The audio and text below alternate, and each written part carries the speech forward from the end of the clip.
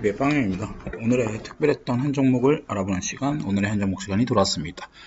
오늘은 간단하게 지수에 대해서 얘기를 말씀드리고, 또 오늘 좀 특별했던 종목 DPC에 대해서 한번 말씀드리도록 하겠습니다. 오늘 지수는 별다를 거 없고요. 우려감에 비해서 오늘 굉장히 강한 모습을 보여줬습니다. 5일선 코스피 타고 가고 있는 거 보일 수 있고요. 코스닥도 5일선을 타고 가고 있고 700을 넘어준 모습을 보고 있습니다. 일단 코스피 상위주를 보시면 삼성전자 같은 경우에는 약세인데요. 외국인이 계속 팔고 있기 때문이라고 볼 수 있을 것 같고요. 신고가인 네이버 같은 경우에 굉장히 개인들이 올린 모습을 볼 수 있습니다. 코스닥 같은 경우에는 보시면 셀트리온 헬스케어도 외국인이 받아줬고, HLB도, 셀트리온 제약도, 시젠도, 그리고 알테오젠, 펄어비스, 거의 모든 그 상위 10개 종목들은 거의 다 외국인이 받아준 모습이라고 볼 수 있을 것 같습니다. 특히 에코프로비엠 같은 경우에도 오늘 외국인이 계속 사주면서 신고가 11만원을 넘는 모습을 볼 수 있습니다. 코스피나 코스닥이나 사실 수급이 굉장히 중요하긴 하지만 기본적으로 추세가 붙어있는 종목들에 대해서 또 신고가 종목에 대해서 눈여겨보셔야 될 것 같고요. 코스피 같은 경우에는 아시다시피 이제 네이버가 시총 4위가 되면서 굉장히 강한 모습을 보여주고 있습니다. 삼성바이오로직스랑 네이버랑 또 이 시총 차이가 별로 안 나잖아요. 근데 여기서 네이버가 한 3, 4%만 더 올라줘도 시총 3위를 위협할 수 있습니다. 반대로 바이오로직스도 조금 더 올라주면 시총 3위를 꾸준히 지킬 수 있는 모습을 보여주겠죠. 둘 다 신고가 구간에 있는 상태이기 때문에 요거는 이제 추세로 계속 대응을 하셔야 될 거라고 볼 수 있을 것 같고요. 오늘은 한번 DPC라는 종목 한번 알아보도록 하겠습니다. DPC를 한번 보시면은 현재 이틀 동안 외국인 수급이 계속 들어오는 걸 볼 수 있습니다. 이 종목은 다들 아시다시피 방탄 관련주고요. 거의 대장주라고 볼 수 있을 것 같죠. 일단 DPC를 말씀드리면은 빅히트 상장에 대해서 기본 이제 리포트도 나오고요. 그 상장이 얼마 남지 않았다는 어떤 시그널이 보였기 때문입니다. 일단 코로나 우려 때문에 빅히트의 상장이 굉장히 힘들었었는데요. 뉴스를 보시면 이베스트 투자증권에서 간단하게 이제 빅히트와 플레디스 합병에 대한 내용을 말해줬습니다. 그래서 여기서도 나오겠지만 빅히트 상장이 가까워졌다라는 듯한 말투를 해주고 있습니다.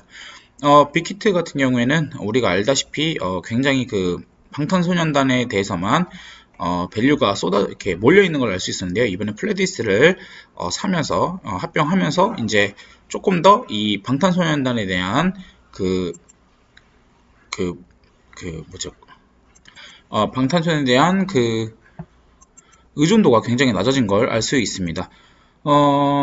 물론 방탄소년단이 절대적이긴 하지만요. 일단 기본적으로 좀 어느 정도 그 원 히트에 대한 리스크를 좀 줄였다. 이 부분과 함께 이걸 보시면은 이번 이 합병을 통해서 이제 영업이익이 대략 1200억 정도 나온다라고 볼 수 있는데요.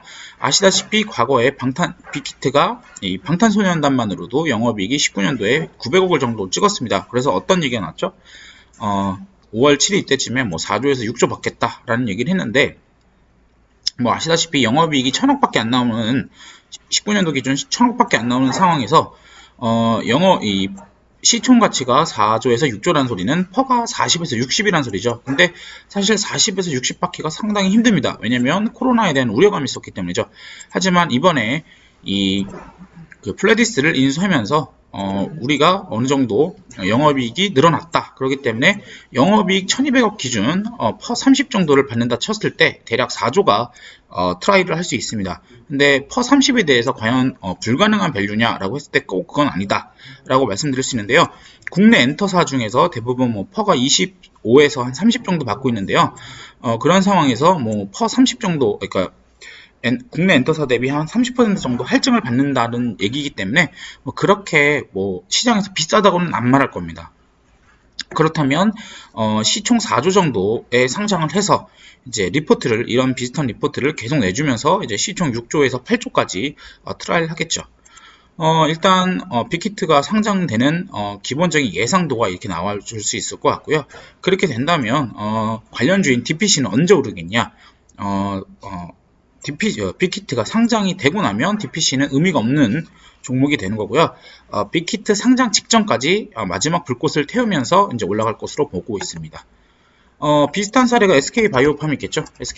바이오랜드가 있겠죠. 아시다시피 SK바이오팜 같은 경우에도 3조 레벨에서 아시다시피 SK바이오팜 같은 경우에도 조금 시총을 낮게 해서 합니다. 원래 5조 정도, 9조 이 정도에서 예측을 했지만 싸게 나왔습니다. 3조 8천억 정도 나왔는데요.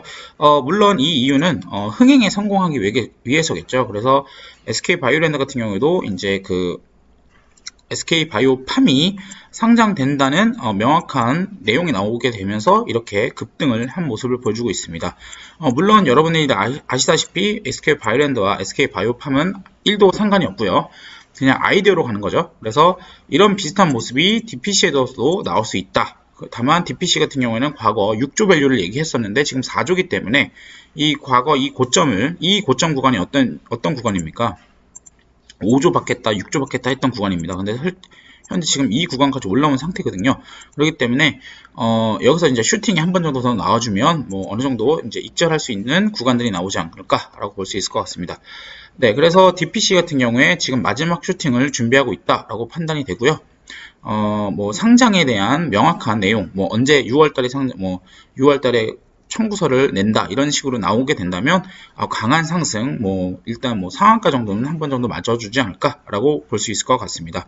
그래서 DPC 같은 경우에 현재 그 국내 증시가 뭐 워낙 한국 테마주 위주랑 또 지수주 위주로 움직이긴 하지만 이런 DPC 같은 테마주 같은 경우에도 관심을 가지고 계셔야 될 것 같다라고 전달해 드릴 수 있을 것 같습니다. 이와 더불어서 DPC가 상장을 하게 된다면 빅히트가 안정적으로 상장하게 된다면 비슷한 컨셉의 종목이 뭐가 있습니까? 삼성출판사라는 종목이 있습니다. 이 종목 같은 경우에도 차트를 보시면 차트에 답이 나와 있는데 주봉을 보시면 이렇게 엄청난 양의 이 매물 라인들이 만들어지는 걸 볼 수 있습니다. 이게 뭐냐면 스마트 스터디, 아기상어의 아기상어에 대한 밸류 가치 때문에 이렇게 이 많은 흐름들을 만들어낸 거고요. 이 종목도 비슷하게 스마트 스터디가 만약에 상장을 하게 된다면 뭐 3조를 받든지 2조를 받든지 얘기가 나오겠죠. 그러면서 뭐 2조, 1조가 받게 되면 이 삼성출판사 같은 경우에도 이 전고점을 돌파할 수 있는 모습이 나올 수 있을 것 같습니다. 그래서 지금 여러분들이 코로나가 한숨 돌리고 있는 동안에 많은 기업들이 이제 밀었던 IPO를 다시 한번 트라이 할 겁니다. 그래서 그거에 대해서 이 관련주들 한번 싹 정리해 주시는 게 좋을 것 같고요. 그래서 오늘은 DPC에 대해서 간단하게 말씀을 드렸습니다. 오늘 급등TV는 여기까지 마감하도록 하겠고요. 구독과 좋아요 그리고 알람 설정까지 꼭 부탁드립니다. 감사합니다.